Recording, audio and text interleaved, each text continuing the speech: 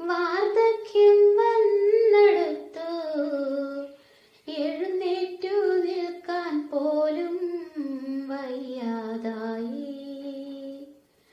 പണികൾ പലതും ചെയ്തു, മക്കളെ പോറ്റി വളർത്തി, സ്വത്തുക്കളെല്ലാം അവർക്കെഴുതി നൽകി. മക്കളൊക്കെ നാടുവിട്ടു വമ്പിച്ച നിലയിലായി. അച്ഛനമ്മമാർ വീട്ടിൽ ഒറ്റയ്ക്കായി.